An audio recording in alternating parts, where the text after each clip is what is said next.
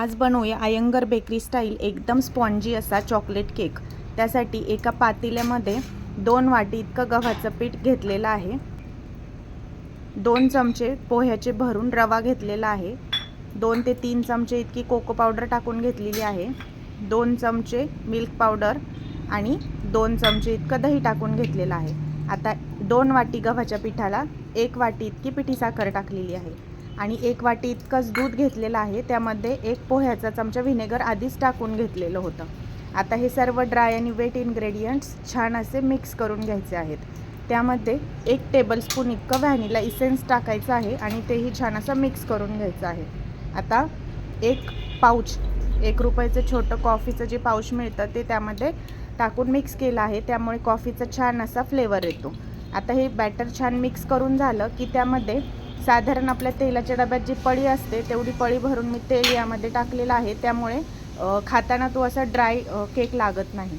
आता हे मिक्सचर छान मिक्स करून घ्यायचं आहे, कारण सोडा टाकायच्या आधीच हे छान आपण एकजीव करून घ्यायचं आहे। आता यामध्ये 1 चमचा मी बेकिंग पावडर टाकलेली आहे आणि अर्धा चमचा बेकिंग सोडा टाकलेला आहे।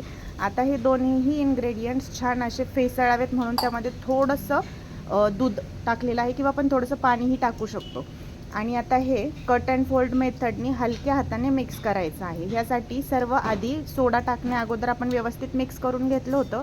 आता सोडा आणि बेकिंग पावडर नंतर कट अँड फोल्ड मेथडनी हलकंच मिक्स करायचं, ओव्हर मिक्स करायचं नाही। तोपर्यंत केक टीन तयार करून घेतला होता, त्याला तूप लावून गव्हाचं पीठ भुरभुरून घेतलं होतं आणि आता त्यामध्ये आपण तयार केलेलं बॅटर व्यवस्थित टाकायचं आहे, मस्त टॅप करून घ्यायचं आहे। वरतून चोको चिप्स टाकलेले आहेत आणि आता 30 ते 35 मिनिटासाठी मीडियम फ्लेमवरती मी माझ्याकडे एका पातेल्यामध्ये वाळू गरम करून ठेवली होती। तुमच्याकडे ओव्हनमध्ये करत असेल तर ओव्हन प्रीहीट करून घ्यायचा। कुकरमध्येही मी वाळू गरम करून घेतली होती आणि माझा केक हा बरोबर 25 मिनिटांमध्ये तयार झालेला आहे। टूथपिक एकदम क्लीन निघत आहे, म्हणजे केक व्यवस्थित शिजलेला आहे, बेक झालेला आहे।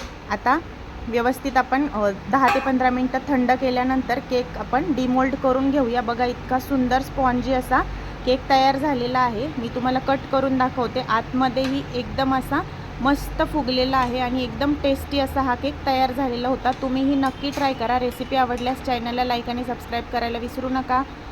धन्यवाद। अशाच नवनवीन रेसिपीसाठी चॅनलला नक्की फॉलो करा। Bye bye.